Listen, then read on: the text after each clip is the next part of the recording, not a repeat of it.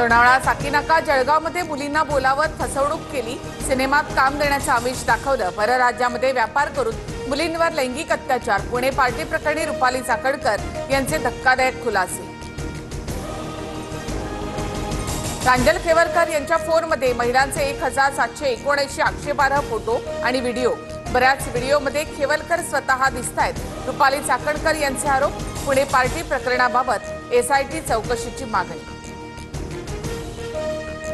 महाराष्ट्रामध्ये 5 महिन्यात 1 कोटी मतदार वाढले, देशभरात बनावट मतदान। राहुल गांधींचा निवडणूक आयोगावर गंभीर आरोप, कर्नाटकातील एका मतदारसंघात 1 लाख मतांची चोरी झाल्याचा दावा।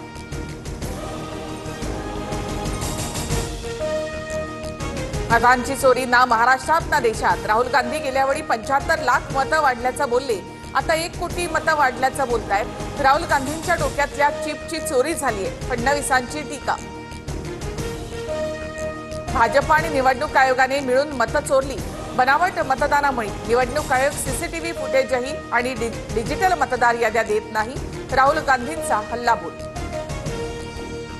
स्वतःचं अपयश झाकण्यासाठी यंत्रणांना बदनाम करण्याचा राहुल गांधींचा प्रयत्न।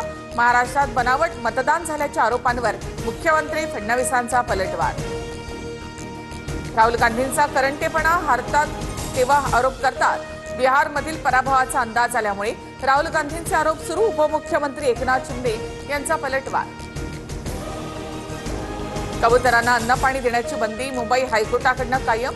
कबुतरखान्याजवळून दररोज हजारो लोक प्रवास करतात, आमच्यासाठी नागरिकांचं आयुष्य महत्त्वाचं, वैद्यकीय अहवालाचा दाखला देत कोर्टाचं निरीक्षण। कबुतरखान्यासंदर्भात समिती स्थापन करण्याचे हायकोर्टाचे निर्देश, नागरिकांच्या आरोग्याचं रक्षण करणं पालिकेचं कर्तव्य, दिलेल्या आदेशाचा कुणीही अवमान करू नये, आदेशाच्या विरोधामध्ये दाद मागू शकता, कोर्टाचं विश्लेषण। युतीचा निर्णय घ्यायला आम्ही दोघे भाऊ खंबीर, तिसऱ्याची आवश्यकता नाही, मनसेसोबतच्या युतीवर उद्धव ठाकरेंचं भाष्य। तर उद्धव ठाकरे इंडिया आघाडीमध्ये राहणार का, चर्चांना उधाण। जनतेच्या मुद्द्यावरून सरकारला सळो की पळो करून सोडा, उद्धव ठाकरेंचे खासदारांना आदेश। तर आम्हाला सळो की पळो करण्याची क्षमता ठाकरेंमध्ये नाही, भाजपच्या बावनकुळेंचा हल्लाबोल। खालिद का शिवाजी या चित्रपटाच्या दिग्दर्शकांना सेन्सॉर बोर्डाची नोटीस, हिंदुत्ववादी संघटनांच्या आक्षेपानंतर उद्याचं प्रदर्शन थांबवलं, कान्स चित्रपट महोत्सवात जाण्यापासून देखील अडवलं।